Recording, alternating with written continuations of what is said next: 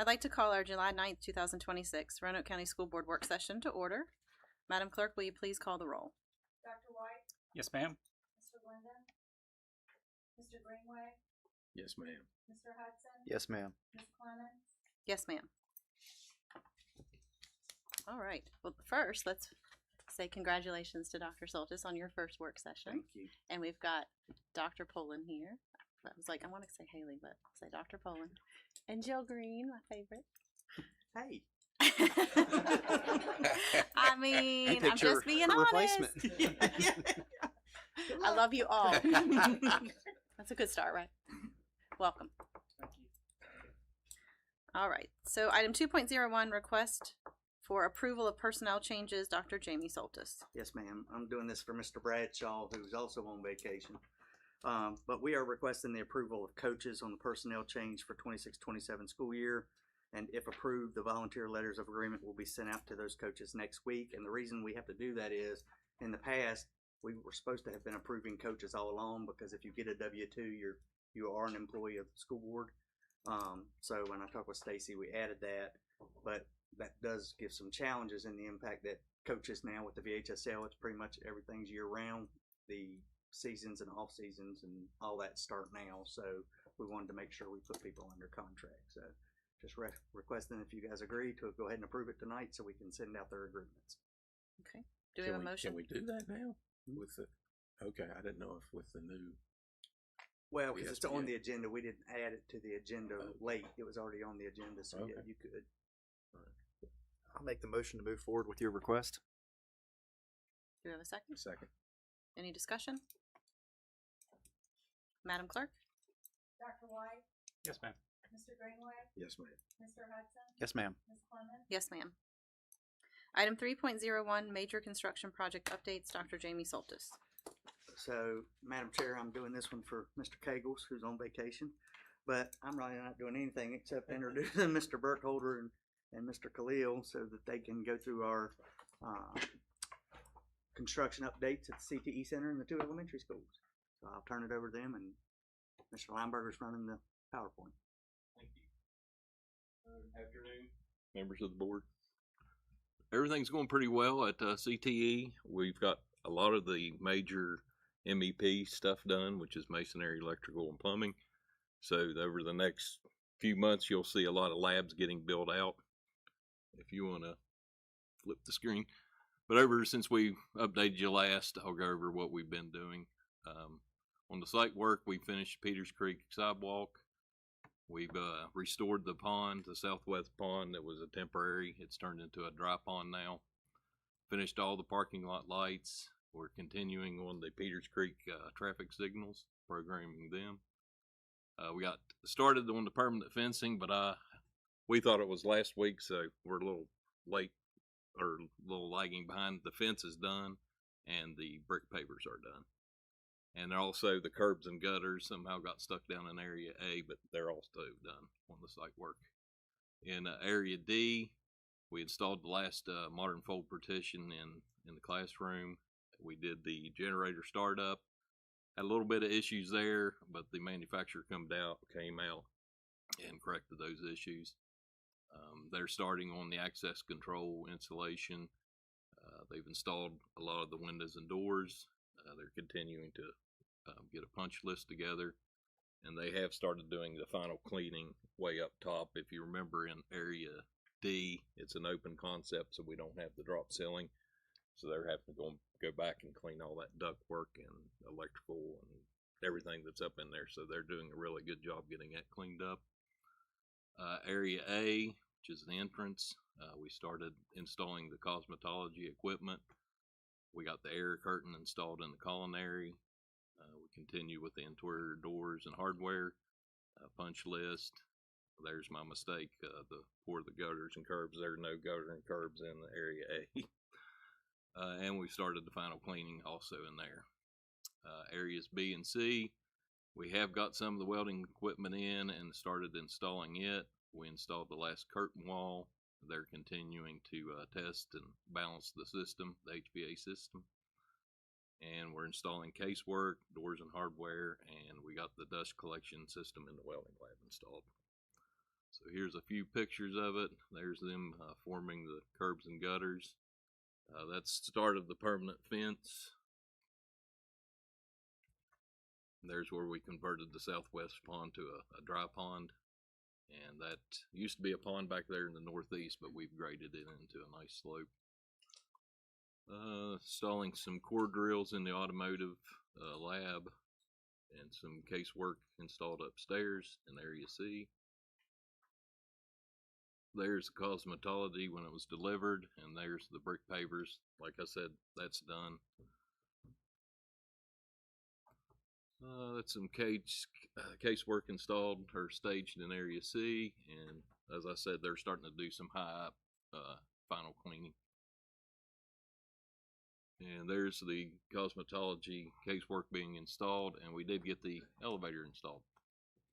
So if you got any questions on CTE. So are we still on target for the end of the year?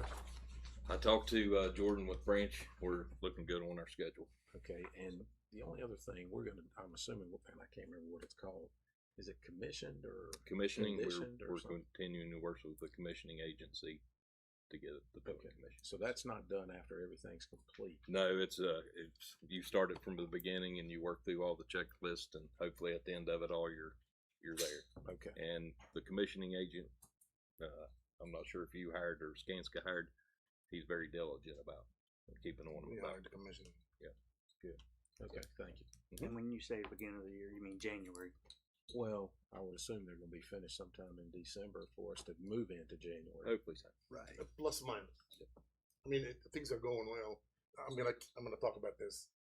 Next month we'll be done with the schools, no matter what, because we're at the last phase.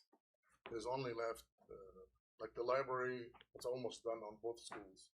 The gym is almost done on both schools. Outside work, exterior work like the site work. Asphalt is almost done. We just need to cap the parking lot.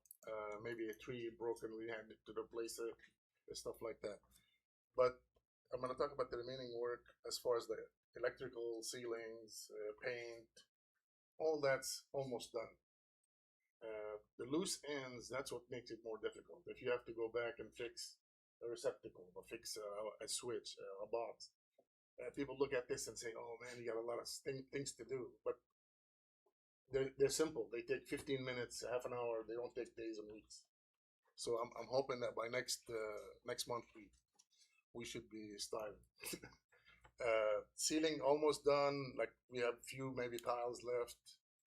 The skylight's done, and we did this just in our defense. We did this like 10 days ago. So imagine in 2 weeks you can do a lot of work. So, but this is a little bit old. Even the picture's a little bit old, but just to give you an idea. The egress door at Conduff, that's done, completely done. We're working on some punch lists today. Maybe we did a few of them, maybe 30 of them or so. Carpet in the library, it's done complete. At Glen Cove right here, the library, they moved everything for the teachers, like the boxes, the furnitures. And I don't have a picture, I apologize. I have one right now, but not on this slide, not on this presentation. Again, painting is done, the gym, we all the equipment, the basketball equipment, the logos, the lines in the gym, painting, ceiling stuff, grids, all of it is done. We just have to do the finishing touches. The elevator, maybe one or two things, maybe a sump pump at the bottom of it, but the electrical control that we did that, we upgraded that on both schools as an extra work. Here they're doing, I don't know if you've been to the site or if you've been to the back of the school or if you walk that, we put gravel so we can maybe get the trucks all the way up. They're cleaning that and the barrier, like the plastic barrier underneath it, so we don't kill the soil and all that. So they're cleaning that. That's towards the end, which is now. All the classrooms, maybe on the lower floor and upper floors, they're almost occupied. By the time the schools come back, they'll be ready. Like I said, it's punch list time. Almost everything is done. I know I jumped around between all the things, but like I said, by next month, 2-3 weeks, we should be out. I hope that sums it up in a And you said something about the egress door. Is that the one on the front at the cafeteria for conduct? yes, sir. Is that, when I saw it the last time, it I got a picture of it. I'll show you. stood out terrible. See that when we did the conduit, it looked. If you look at the one on the right hand side, all these conduits, they looked ugly. So they encased them in like a drywall, but it looks nice. Go up one because the egress door. That's there the you go. egress door. Yeah, that. And this is, like I said, it's 10 days old, but today it's done. I mean, all we have to do is maybe wash it with a pressure washer. See those? You could tell that it looks bad Yes. all around it. Yes. Today, there's a guy with a pressure washer, industrial cleaning. I don't know if you see him. He comes and cleans the whole brick. Yeah. But I didn't get a chance to. No, that's fine. I just didn't want it to stand out like that. No, it's much better now. Even if we had to paint that area. If I get a chance to present next month, I'll look at it. I'll get you a good photo. No, it's fine. It's the one on the left. Just to give you an idea, we just reseeded just for grass to come out, and we're getting a lot of rain, which is good. That's before, and this is after. I mean, look at all the old trailers, all the used trailers. Old classrooms are gone offsite, and look at it now. It's a complete playground. It's a clean. And if you look at the black fence on the ground, that's up and done. That's the logo. The library, it's full of like its own furniture, its own teachers' books, whatever she wanted. The teachers, it's in there. All they have to do is put them in like, the way she wants. Just like that one. That's one of the rooms. That transformer, they took it out to do a shutdown. What I mean by shutdown is they shut off the whole school to go from old switchgear to new switchgear, and which went very well, and we had no issues. See how the library doesn't have any carpet, but the one before it had carpet. Hold on, check 1 second. And the lamination of the stairs, it's a thick plastic. It protects from sliding and all that, and slipping. And hopefully by next time I'll have more final pictures. And I did notice the windows have been switched too. Yeah. Now you can actually see through them.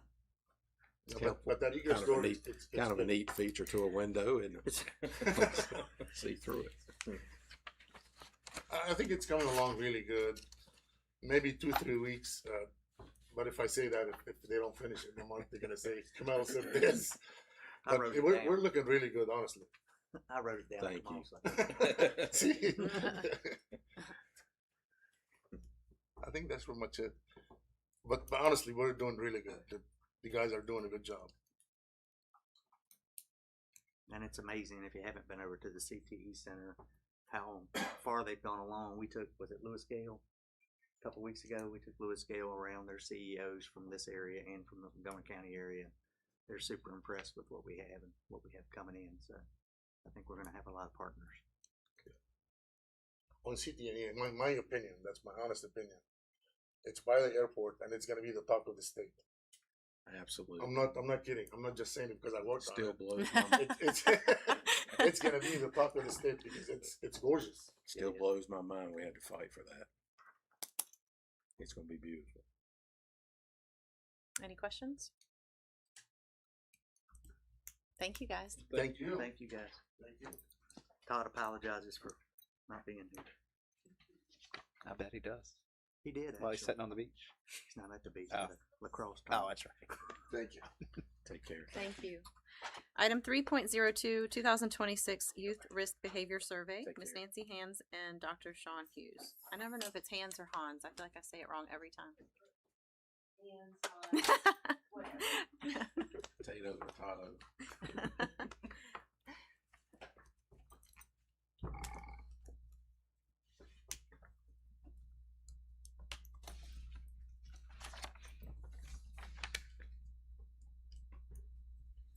Okay, good afternoon, Madam Chair, members of the board, Dr. Soltis. We are here this afternoon to present to you the Youth Risk Behavior Survey data. This is the 2026 administration that was provided to our secondary students in grades 6 through 12. And so now I'm going to turn it over to our newly retired Nancy Hands, Executive Director of Partnership for Community Wellness. This is our last meeting together, probably, but she's going to share our data. So, good afternoon, everyone. And this is what I think most everyone knows, that this is the Youth Risk Behavior Survey and what does it measure. I'm really, really proud to say we have 13 points now on the longitudinal line. This goes all the way back to 2002, and you all should be very proud because you are probably one of the school systems in the United States that has this much data. And this long of data, we even got it in during 2020. And this data helps with a lot of grants, but we also have more data on middle schoolers than the CDC, just so you know that. Yeah. So these are the different things that are on our survey. And then what does this mean? These, again, National CDC instruments since 1991, and you all have been partnering with us since 2002 when we got the first drug-free community support grant back then. And we did have to add certain questions. We don't ask about how many carrots do you eat, but we do ask about things like screen time. So, okay. These are the core measures that if we that we have to use for federal grants and state grants, and they must include 30-day use of alcohol, tobacco, marijuana, prescription drugs, and then there's perception of peer disapproval, perception of harm, and parental disapproval. So we went back to 2016, but you have data all the way to 2002. This is the alcohol use trends, middle school, and as you can see, we want ever used or one drink or more. We want that data to go down, and then peer disapproval, thinking risk harm, and parental disapproval. We want those numbers to go up. So that was middle school. So I do remember it from 2002 what the number was for high schoolers. It was 72%, way back in 2002. But this is why we came together and have partnerships and do what we do. And now you can see that in 2026, ever used is 33%. And those numbers, again, we want some numbers to be going down and the peer disapproval going up. The 5 drinks in a row, that was the year that I met Chuck in 2008. And we had Carillion at the time, one of their medical doctors come because that was 25%. And we did a big program around to parents. And now it's 5%. So the binge drinking, we did a lot of education around that in the community. And then parental disapproval, it's gone up a little bit, which is great because we need to keep talking to kids all the way through college. Okay, this is our marijuana middle school use. Again, it was higher in the past, and we're seeing that parental disapproval is going up. I cannot totally predict what's going to happen next year because it sounds like the state will start to look at legalizing, but there's a lot of programs and a lot of education we can continue to do. This is high school trends. I think the one area, so ease of access is what you probably, it went down, but that's even 45%. Saying there's ease of access, that's where we would probably, Sean and I would look at why is that happening? Like, why is it so easy to obtain? Proving that by me when we see these kids about everything we see in our discipline right now that gets to the school board is ease of access. Mm-hmm. Yep. Well, and also with the synthetic stuff, I feel like that is everywhere. Yeah. So Yes. in my mind, I feel like there's probably more using the synthetic because of the availability versus the marijuana. Right. Which is a And good question. Does that include synthetics in this, or is that just marijuana? that would I think we have some specific questions around synthetics, but again, it changes so much. Like we still have the word jewel, and probably we need to take that word out and make it more up to date. And then I can give you what you all said for fentanyl. We have the very first answers to that. But again, we want parents to understand that none of this, it's legal in the state of Virginia, but it's not regulated. And that's our issue. There's no regulation whatsoever for any of that. And the fact that you don't know what is really in all of these things, especially in the convenience stores, the vape shops. And they have to stop selling to underage. It would be very Kids. nice if the ABC would I know. start really enforcing that. And Mr. Greenway, to your point, I asked that same question when I met with Ms. Hands yesterday. I basically said, well, that's surprising to me because of the number of expulsion hearings we've had due to repeat offenders with the marijuana and the synthetic. Well, I'm assuming they think it's acceptable. Mm-hmm. It's okay now. Well, if mom and dad are using Yes. it at home, that's the biggest part, Yes. right? That's right. Education has to be family. Mm-hmm. And society has shifted the opinion of that, unfortunately. Which is a piece that's weird. I don't know how you can incorporate that in any of this data, but what Dr. Solta said is weird is that they'll come in before a school board with the kid about ready to get expelled, and where did they see it, or where did they do it, or where did they even maybe get it? And there could be the parents that are there saying, well, but we're of age or whatever, and it's just a dastardly problem right now.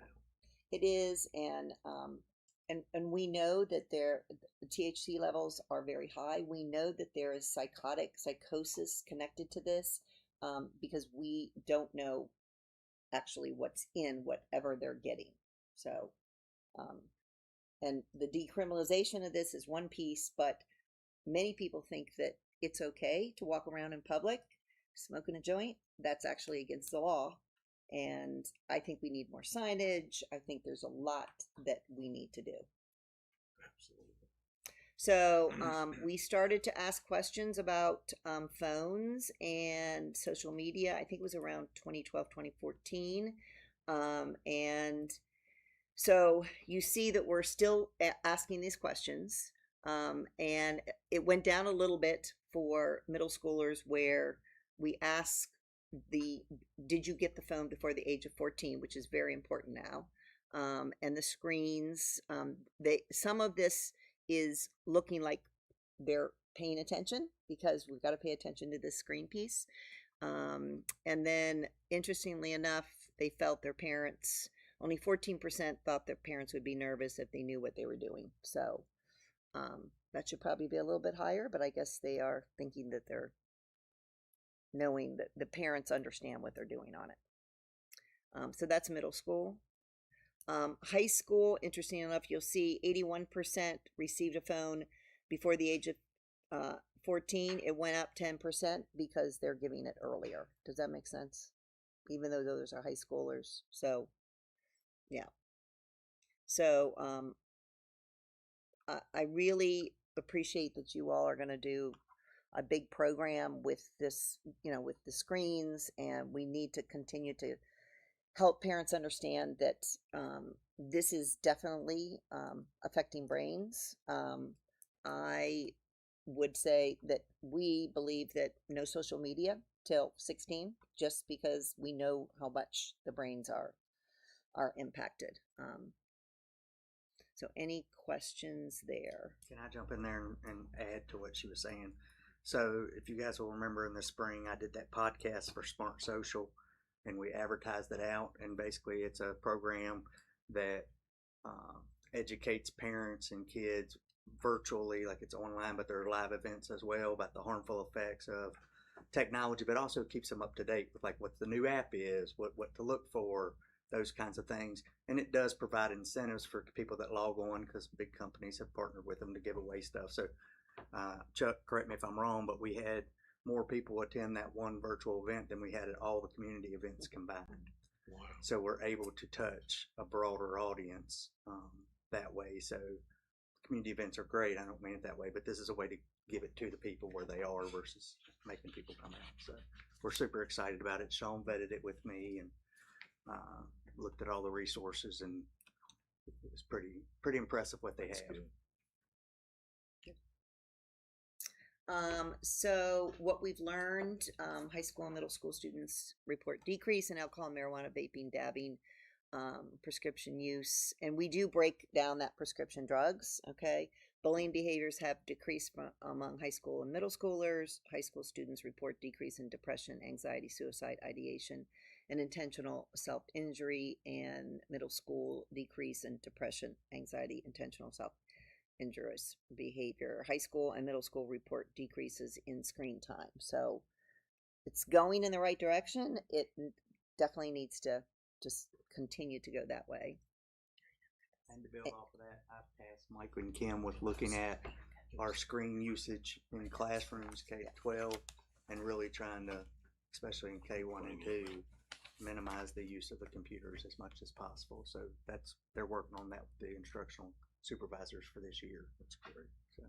I'm sorry, that was Sean, because I had a note here. So here was, this was the question for the fentanyl question, just so you all know. Have you ever consumed product containing fentanyl? That was a brand new question. So the answer to that, and this was only for high schoolers, 1.6% said they had, like they knew that they were taking something that could have fentanyl in it. Now, when they were asked, they could either say yes or I don't know. So I don't know what fentanyl is. Almost 13% of kids said they didn't know. And in my mind, we need to continue to do these in person in our health classes and wherever to really continue to educate kids to know that anything could have fentanyl in it now. And we don't even hear the word heroin anymore, and fentanyl is the danger. And then you may hear of 7-OH. That actually the DEA is trying to take it as something that can't be on the shelf. And then there's kratom, which is a whole nother piece. And I don't know if we even asked that question, but that's all new. So I would argue that kratom, 7-OH, and I'd still include the verbiage for heroin, because I do run into people all the time that still call what they're using heroin. And then when you get around to digging into it, you're like, do you know it probably has fentanyl in it? They're like, well, everything does now. So making sure that we're not narrowing the language too much to miss, because that 1.6%. Yeah, exactly. And heroin is still being asked, and we all should be very proud, because in 2014 it was 7.1%, and we didn't know what was going on. And now it's less than 1.5% that kids say that. So everybody should be proud about how we have done this as a community to attack those situations.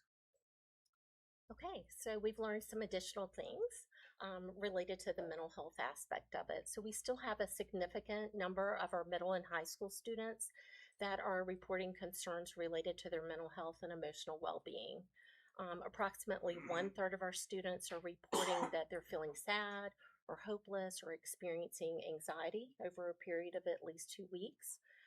So we need to continue to work on this piece of it. We have 17% of our middle school students and 21% of our high school students that reported that they have seriously considered suicide within the past year, while our self-harm behaviors were reported by 32% of our middle school students and 28% of our high school students. Despite these concerns, the majority of the students, they were asked this question in the survey, and they were able to indicate that they are aware of the available resources that are available in these areas. So we've got 80% who said yes at the middle school level, and then 89% of our high schoolers, which is an increase from our previous administration. All right, let's talk a minute about protective factors, all of the things that we want to do to prevent our substance concerns for our adolescents. Our middle and high school students reported several strong protective factors that support student well-being and their connectedness. Most students indicated that they have supportive adults outside of their parents who encourage them and also listen to them. Students also shared high levels of involvement opportunities at school, with 94% of both our middle school and high school students believing that there are chances to participate in activities outside of class.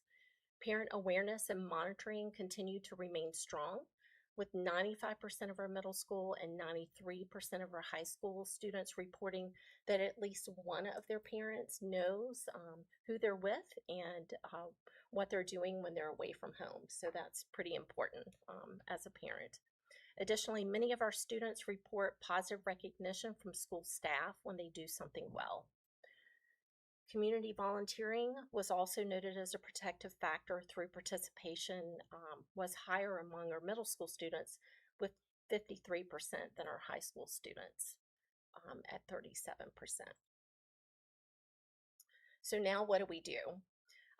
We will continue to maintain an ongoing partnership with our researchers from Virginia Tech. They assist us in analyzing our data. They look at our initial survey data and help us with statistical findings. We continue to maintain a data committee, which is well established through Roanoke County in partnership of Community Wellness to review recommendations for programming, prevention efforts, and even community initiatives. Our data is analyzed from multiple perspectives, including countywide trends, individual school data, grade level data, and even changes over a period of time. This upcoming fall, our life counselors go in and they meet with the core teams at the secondary level and they review their individualized school data. So it's an opportunity for us to look at the data in totality and assist with ongoing prevention efforts, but also to make recommendations of what can be done at a particular school if there's a certain trend that's taking place. We'll continue to monitor our programs and our initiatives for students, families, and our community. We regularly want to make sure that what we're doing is appropriate for our intended populations. And then we evaluate our programs for effectiveness and continued implementation while we consider new initiatives that might be needed in order to address current trends or emerging needs of a particular school. And then I'll let Nancy talk about some of the community initiatives. There's a lot on here. It's been over 26 years. And I do want to just introduce Robert Nett. He's over there. And he will take on Executive Director. And he has known us since 2013 and was our board president for a while.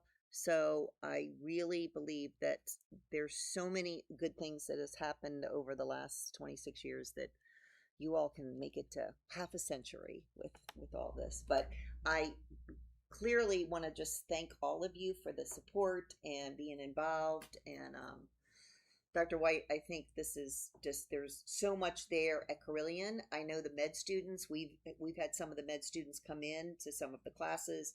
And we are also working with peers in recovery, which has been a big part of what we do when we go into the classrooms and talk about risk behaviors and all those things.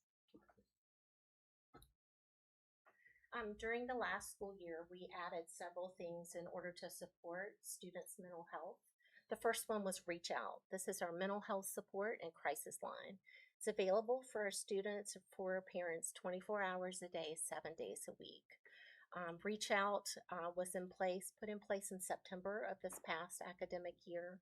We've had a total of 124 conversations that have occurred since implementation.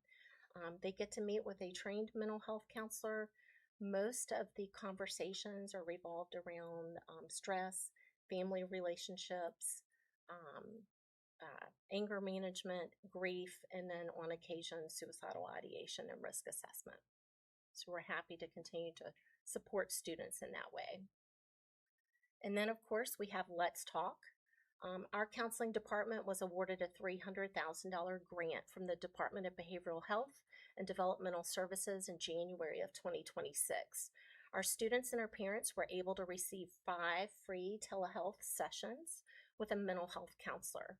Since January of 2026, 23 out of 27 of our schools have referred students, which shows district-wide participation and also reflects the growing awareness of this available resource. Our students and our parents have accessed a total of 295 individual counseling sessions since implementation. We currently have 27 students that are participating in summer care, and the most common needs that have been identified through Let's Talk have been anxiety, stress management, depression, and family relationships. We're pleased to share that we received that grant again for this upcoming year. So we have another $300,000 in order to support our students with mental health needs. And then, of course, resources in the school, as well as here at Central, and the partnership of Community Wellness. We'll be happy to take any other questions. I'd just like to thank Nancy for all of her hard work over the years. Done a great job. Appreciate you. Community meetings and stuff, yeah. Thank you. Any other questions? Thank you.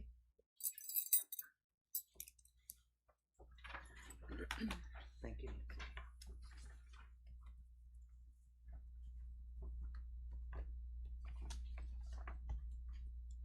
Item 3.03, request to approve the memorandum of understanding between Roanoke County School Board and Cave Spring Baptist Church. Ms. Susan Peterson. Good afternoon, Madam Chair, members of the board. This item is a renewal of a memorandum of understanding that we entered into the first time in 2025 with Cave Spring Baptist Church. They reached out to us at that time and wanted to get something in writing because we do have events at Cave Spring Middle and its Bogle Field that have high attendance, and there's little parking. And so we worked collaboratively with the church leaders, with their attorneys, our attorneys, and our insurance company to come up with this memorandum of understanding. And this is our 3rd year. The only changes that we've had is just the school year and the signer. So if there are any questions, we can answer that, or if not, we just requested it goes on consent agenda at the next meeting.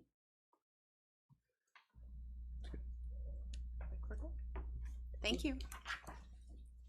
My fastest presentation ever. We appreciate that. Item 3.04, long-term facilities use contracts. Ms. Tammy Newcomb.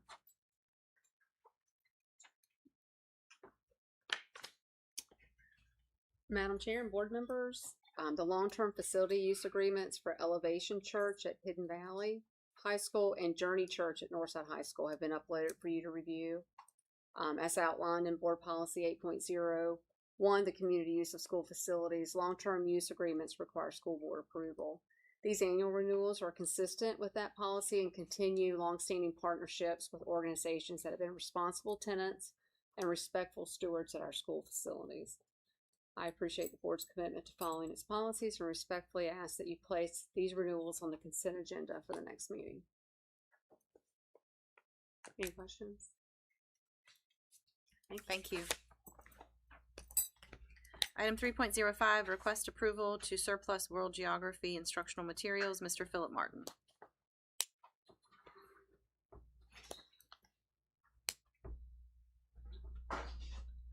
Good evening, Madam Chair, members of the board, Dr. Soltis. I'm here to request approval to surplus our adopted resource for world geography. We have roughly about 460 textbooks in the warehouse that are occupying space that we'd like to remove to help with our inventory, as well as raise potentially additional funds for the division. So I'm requesting permission to, like I said, surplus those books that are no longer needed or in use. Okay. Do we have any questions? Okay, thank you. Sure. I don't know, you and Susan were close. Now's when we slow down. Is that because it's Jamie? That's true, that's true. Item 3.06, approval of signatures in the absence of the superintendent, Dr. Jamie Soltis. So I would just like to, Madam Chair, members of the board, ask for approval of in my absence both of these wonderful ladies to sign in my absence. If something was to happen to me or if I'm out of town. And that will, Ms. Clemens, that will require your signature after the meeting on the form that we submit to the VDOE. And if you guys are okay with that, I'd like to make a motion to move it to consent agenda. Sounds good. Thank you. Item 3.07, William Byrd High School main gym bleacher replacement, Dr. Jamie Soltis. Madam Chair, thank you. So I'm going to give you a little background information on this. So William Byrd High School, the visitor side of the bleachers is not working. They can't get it to come out and go back in. So Mr. Kegels contacted 3 different companies to look at it. 2 declined to even attempt repairs on it. 1 said that they could not guarantee whatever they fixed, and it would be 75% the cost of replacing the bleachers. So with that being said, it is myself and Mr. Kegel's recommendation that we ask for $70,000 to come out of what's left in the minor capital in order to replace those bleachers, because there is a 16 to 20 week lead time for the equipment and installation. Wow. Yeah, this is a big business if y'all want to get into making some money. Fields. So with your permission, just for your information, Mr. Kegels told me this morning that we currently have $653,864.70 in minor capital, and that doesn't include projects that have already been, all the projects that have already been allocated are still sitting out there. So that's not included in that. So I would request that you guys, if you're willing, to put it on the consent agenda so that Mr. Kegels can get started on having that work done. Okay, sounds good. Thank you. Item 3.08, approval of RCPS Administrative Organizational Plan 2026-2027, Dr. Jamie Soltis. Yes, ma'am. Madam Chair, as you know, I don't print anything small, so we did our best to shrink this a little bit. But this is the org chart that I'm asking for you guys to move to consent agenda. If you'll notice, there is one mistake on this that Ms. York, the board clerk, just found, and that is we don't need the administrative staff on the third at the bottom of the left side, the bottom row, third from the left, administrative staff, because they're already under A-STEP program staff. So that was me trying to look at this big screen as I created this in a program called Lucid Charts, and I did not delete that box. So I will make that change. I'll give you guys a chance to look at it. One important change is I didn't specifically put Assistant Superintendent Dr. Poland or Assistant Superintendent Ms. Green. The way I look at this is I need to prepare them for if something happens to me and I'm sick, or you guys decide that I'm not the right fit. I want to make sure that I set this division up better for succession than coming in or having to go outside. So by allowing them to kind of work together and work with me, they can learn something about all the different parts of the organization. That was my reasoning for that, and they've been amazing. And I'm not just saying this because y'all are here. Even in this first week, the things that they've already tackling, the things that they're working to improve processes and the way we do things, I couldn't ask for 2 better assistant superintendents. So I guess what I'm asking in additional change is making Susan the chief financial officer. Susan does an amazing job. Susan works tireless hours. If you come up here on Saturdays and Sundays, Susan's here. I will say Susan almost died during the budget season when we found her. We were almost over, right? Yeah, we were almost done. She waited till after. She almost gave her life to the budget.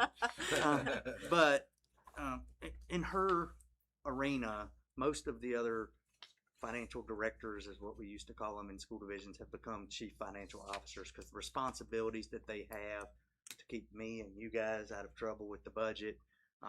I just think she deserves that title, and it reflects what she truly does on a daily basis. So, and let's say that with the media of Montgomery County and Roanoke City and some of that, Franklin County, Franklin County, that's right. She has kept us every year. It's been seamless. So yeah, well deserved.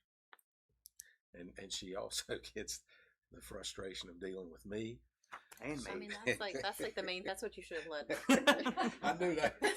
Thank you. But she's done an excellent job with me. Like during the past budget season, it was pretty much Susan and myself and Dr. Nicey with his advisement. But Susan really helped me understand the budget process, how it worked. You know, we wanted to try to maximize, and this will be our goal moving forward, maximize raises for our people, because what makes Roanoke County great isn't who's sitting in my chair, it's who's working the day-to-day jobs, whether that be the custodian, the maintenance person, the teacher in the classroom. It takes a family. It's big. The only thing I see interesting on this flow chart is Edie like an assistant superintendent? Well, okay. She's at the top. True transparency. I'm scared of Edie, so I moved her to the top. No, I'm just kidding. That's not true. Edie deserves the biggest raise because she's got me. I know now. So, no, Edie's been great. So, and I tell you, the biggest challenge of the transition has been figuring out, like, how do you change Ken's name to my name with the VDOE, and figuring out all those little processes and changing all those pathways is. You don't even know you haven't done one until all of a sudden Ken's getting the approval for me with Red Rover, and Ken's been great. He called over to Edie and said, y'all probably need to take me out of that. So, Well, she knows about everything, except it's frustrating about the libraries. I don't understand her. so if you guys are have any other questions, I'm willing. I'll answer any of them, but if you're okay with it, I'd ask that you guys please put it on the consent agenda for the next meeting. One team, one dream. It's not one team, one dream. I'm pretty sure it district, is. One family. Wait a minute. That's Don't was say it. that Jordan or LeBron? Which group was that? It's Jamie's new slogan. So Listen, that's plagiarism. Listen, my slogan is one district, one family. But I've said it so much that I'm pretty sure everybody thinks it's one And team. Ms. one dream. Clemens keeps corrupting the vision. Well, somebody's plagiarizing there. So, I mean, I truly do believe that as a former coach and a former principal, everybody in the organization is imperative for the success of the organization. So we truly have to act as one family. It can't be us versus school board versus us, principals versus teachers, central office versus the schools. We all have to be working together. Yep. And so my goal is to break down the silos, and we've started meeting as one big executive director group every Monday, just to make sure we all know what's going on in each department and how it may impact the other departments. Because what I saw was there are some redundancies where individuals will be working on the same solution, and we come up with two different answers, and we end up with like two different programs to do it where we could have done it in one. So trying to maintain some efficiencies. I'm done talking. Looks good. All right. Anything else? All right. Meeting adjourned. Thank you.